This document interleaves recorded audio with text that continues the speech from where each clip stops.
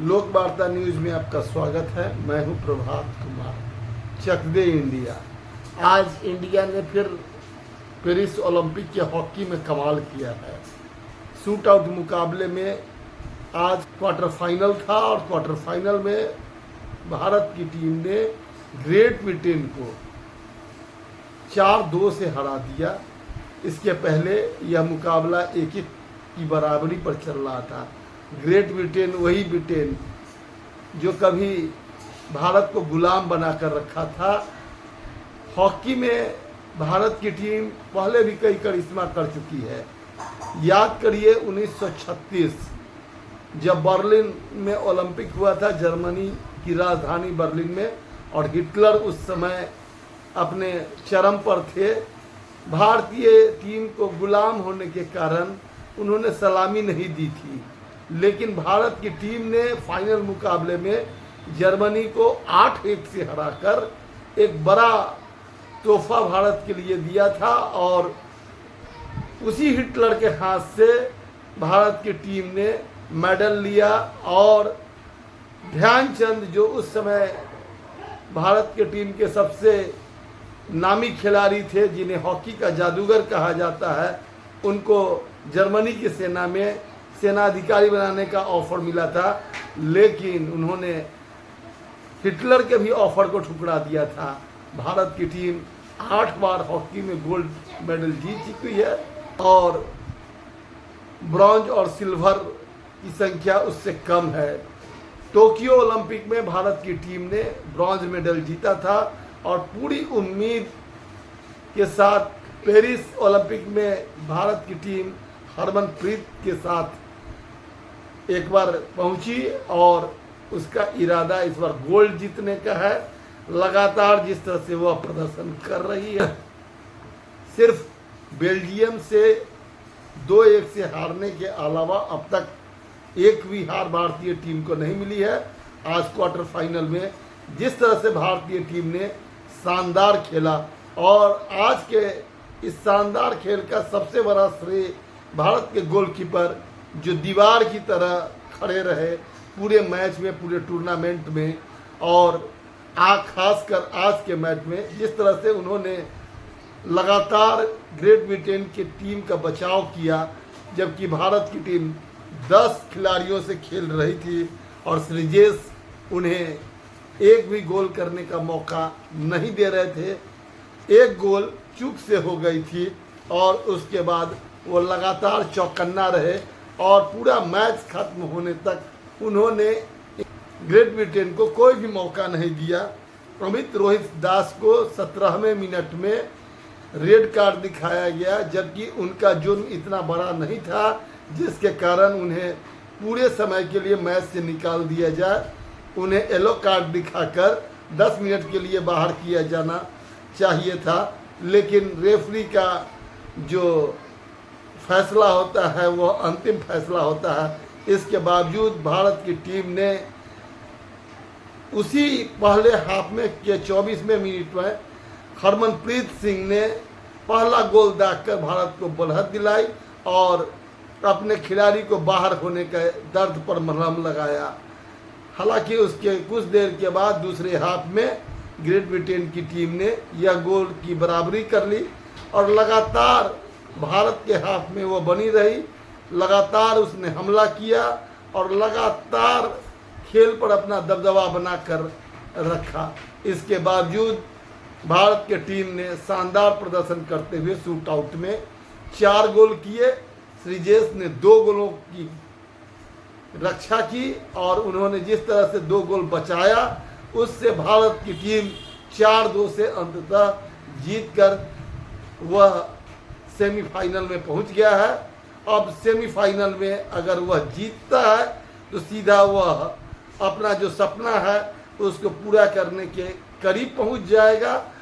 Final में अगर भारत की टीम पहुंचती है तो गोल्ड या सिल्वर का हकदार होगा और भारत एक लंबे अरसे के बाद, मास्को ओलंपिक के बाद, जो वह गोल्ड मेडल जीतने का सपना पूरा कर सकेगा। ब्रॉन्ज मेडल के लिए तभी भारत को खेलना पड़ेगा जब उसे सेमीफाइनल में हार का सामना करना पड़े। वैसे अभी भारत सेमीफाइनल में किससे खेलेगा यह अभी तय नहीं हुआ है।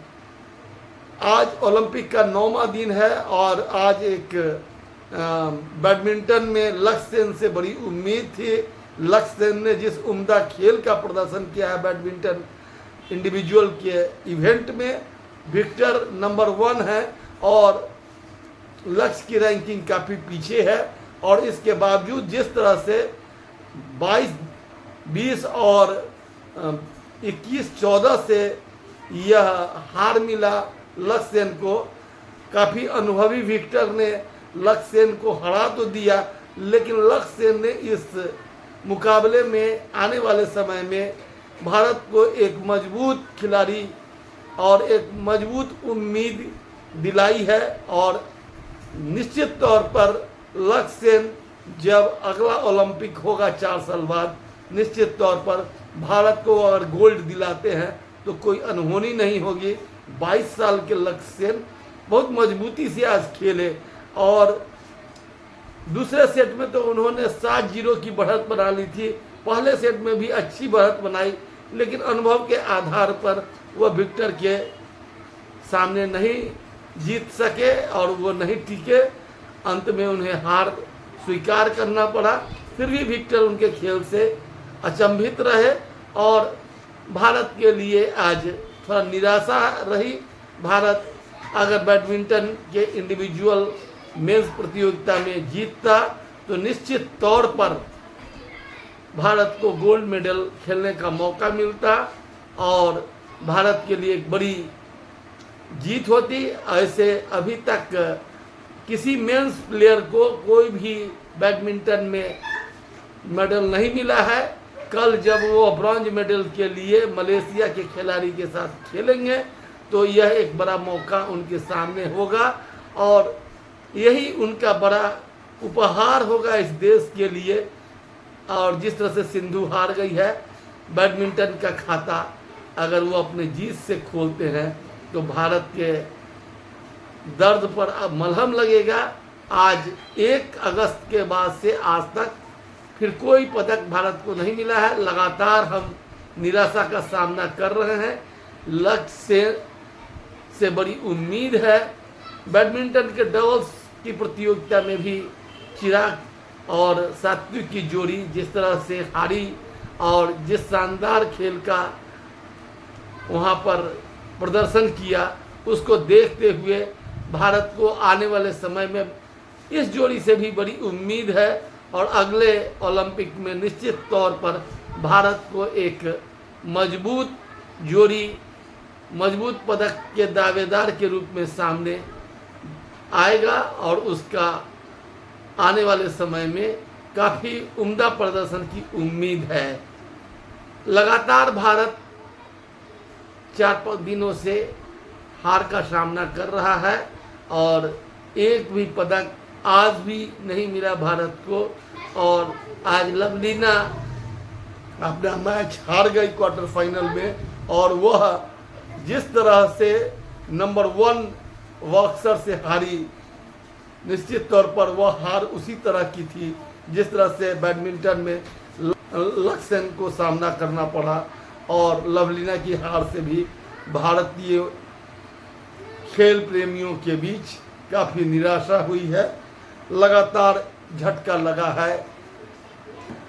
शूटिंग की प्रतियोगिता में मनु भाकर भी तीसरा मेडल नहीं जीत सकी थी, चौथे स्थान पर रही।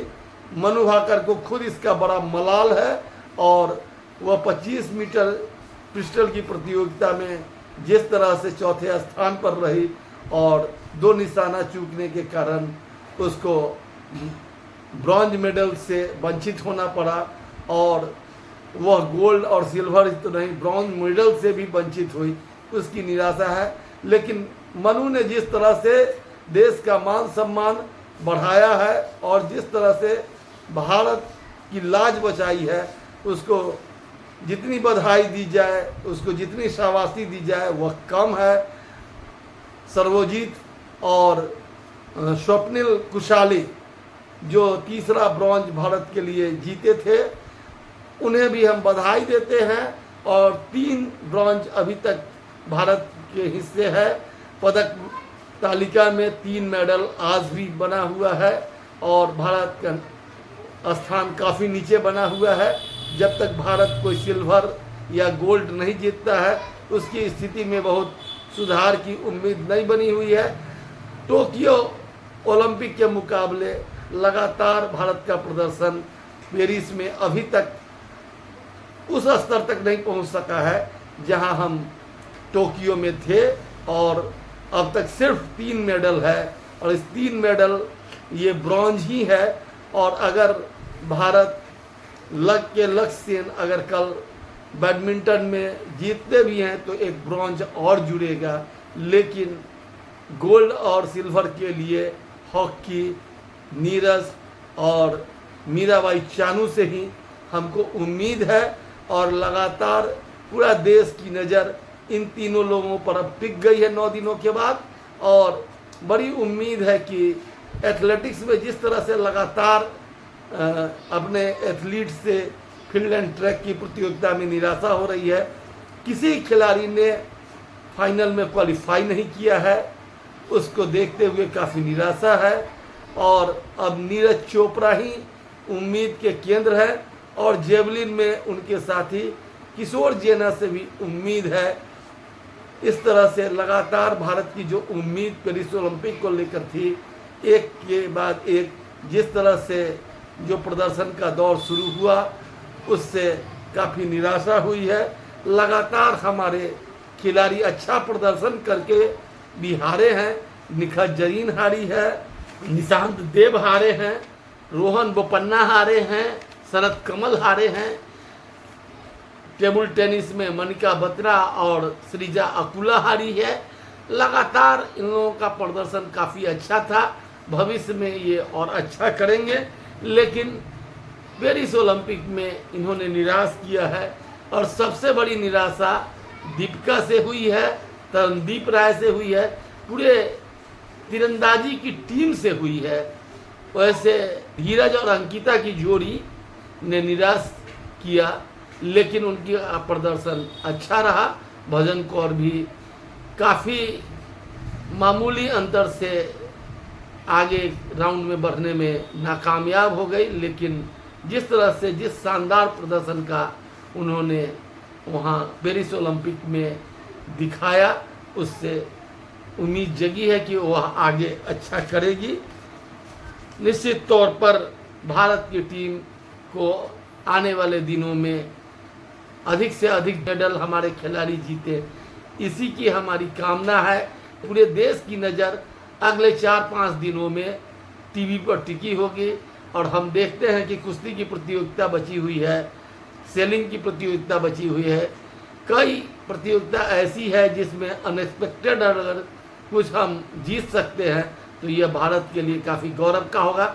वैसे हमारी नज़र नीरज चोपड़ा, मीराबाई चानू, लक्ष्य सेन और हॉकी की टीम पर पूरी तरह से टिकी हुई है। हम उम्मीद करते हैं कि ये सारे पदक भारत के मेडल टैली में जुड़ेंगे और भारत फिर से एक बार टोक्यो ओलंपिक के इतिहास को दोहराएगा और उस प्रदर्शन को दोहराते हुए भारत के लोगों को खुशियाँ देगा। बहुत बहुत धन्यवाद, प्रणाम।